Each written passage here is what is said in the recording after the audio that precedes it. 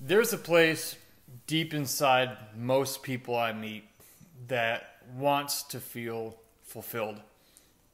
And so many people are going throughout their day-to-day jobs, their busy life, their daily life, and they go through life and they feel like they're missing out on something. And they feel like they have this calling, that this purpose that is greater that they're here for. Yet they don't always know how to identify it. Well, I want to share with you a clue, a huge clue to identifying if what you're actually looking at is your calling. When you see it, how to identify it when you see it so you don't miss it. All right. Some people believe in this, some people don't. But I will tell you from my personal experience, there are things in life that affect you deeply that you cannot explain, and I don't believe those to be accidents. And when I followed those in my life, it's been life-altering, not just for me, but for many people I've met and have been able to influence and be a part of their lives over the past several years. So, I'm reading this book, just about done with it, by Leo Tolstoy, called The Death of Ivan Ilyich. I heard a guy named Wayne Dyer talk about this book, and so I picked it up at his recommendation.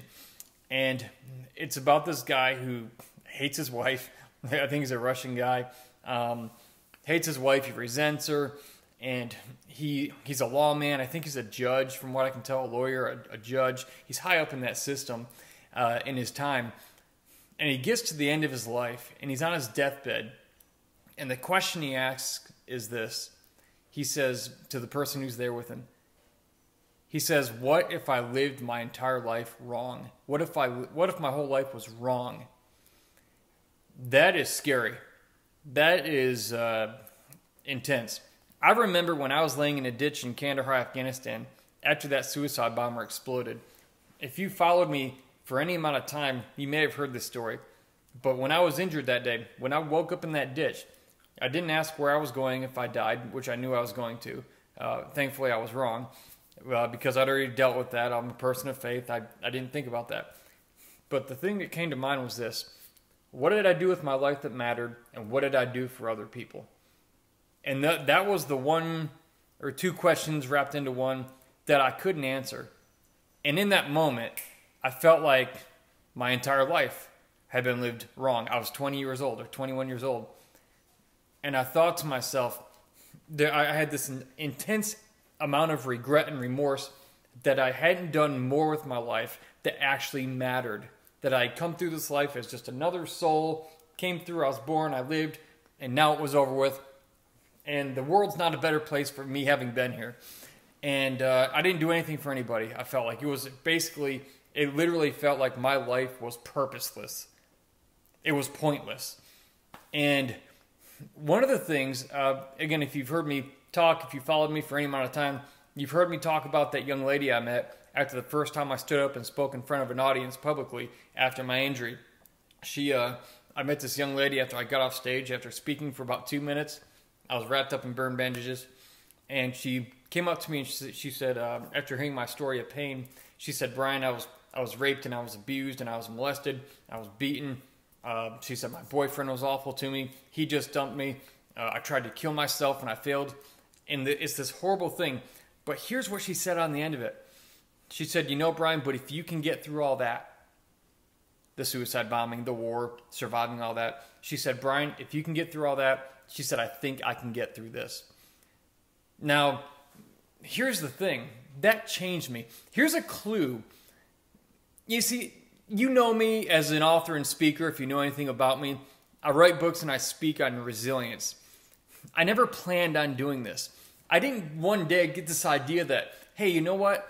I'm gonna learn how to become a public speaker. It might be a good career move, and I'm gonna, do it for this and that. I didn't choose it. It chose me. Because in that moment when that young lady told me that thing, something inside me shifted.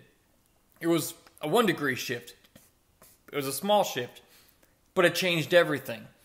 It altered the course of my life, my family tree, because this has never been something I've pushed, my speaking career, my books. I've never pushed these things.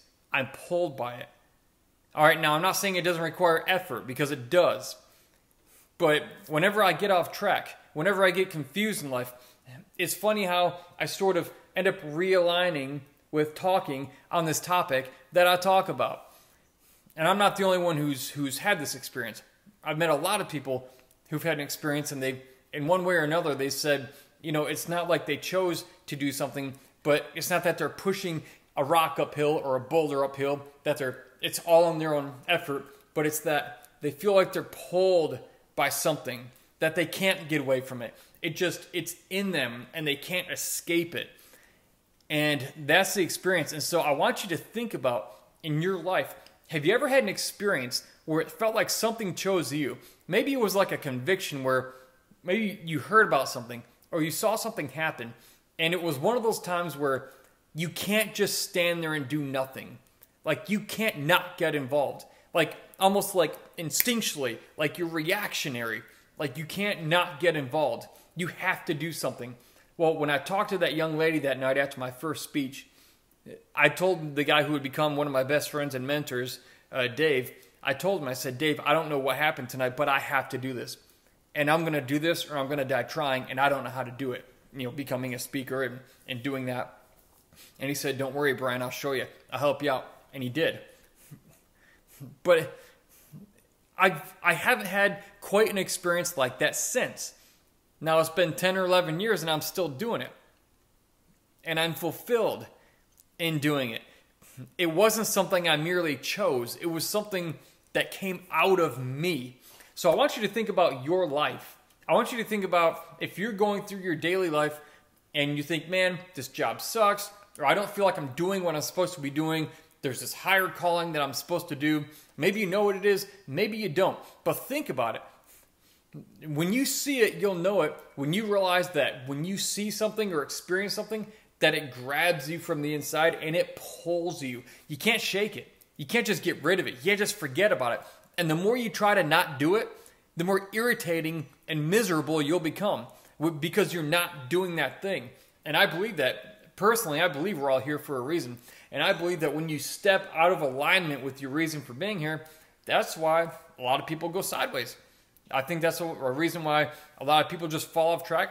They hate their lives. They get into these bad habits and addictions because they're trying to fill that gap. I just got a new cat and a new kitten. He's tearing something up over there. If you hear that noise and that little bell ringing. But people try to avoid that thing because they don't know how it's going to work out.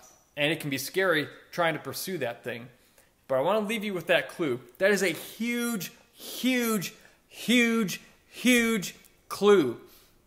If you have an experience and you feel like something is pulling you, you can't get away from it.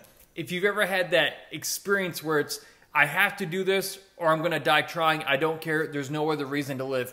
That is, I can almost guarantee it, in part either an indication of your calling or your purpose, or it is that thing.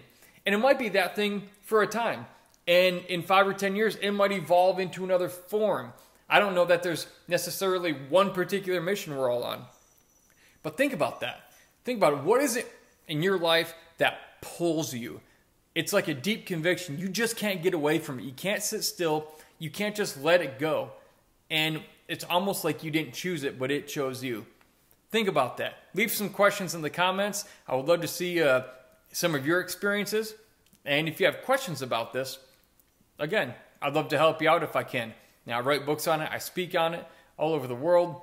And again, there's a place deep within us that wants to be fulfilled. And it's not going to just be fulfilled because our needs are met. It's not going to be fulfilled just because you have a good job or you get a raise or you buy a Maserati, whatever. They're quick cars. They're, fun, whatever. But that's all the surface. I'm talking real. I'm talking the real you. That's the surface level. That's the ego stuff. And this goes much, much deeper than that. What do you think your calling is based on what I've said here today or what you already know? Leave a comment below. What's your calling? What's your purpose? Mine is to help people win their battles and to redeem their stories when they've been traumatized or they've been through pain. For some reason, that's what I was chosen to do. And oddly enough, that came about after I was horribly injured by a suicide bomber, second and third degree burns to my hands, face, and neck, 14 months in a medical center, reconstructive surgery, rehabilitation. I mean, all this hell that I lived. But it revealed my purpose. And here's the deal. I don't think I had any advantage over anybody, but I was willing to see good come from it. I was looking for answers. And when they passed in front of me, because my eyes were open, I was willing, I was able to recognize them. Because here's the deal. If I wasn't willing, they still would have walked in front of me, these opportunities. I would have still been in many of these same places in life, but I never would have seen them. I'd have been blind to them. And I don't like to even think about where I'd be in life right now if I hadn't taken this, getting the chances I've had and had these experiences and followed them. So think about it. Think about yourself. What is it in life you just can't shake? You have to do it or die trying. It's the thing that pulls you. What is that thing?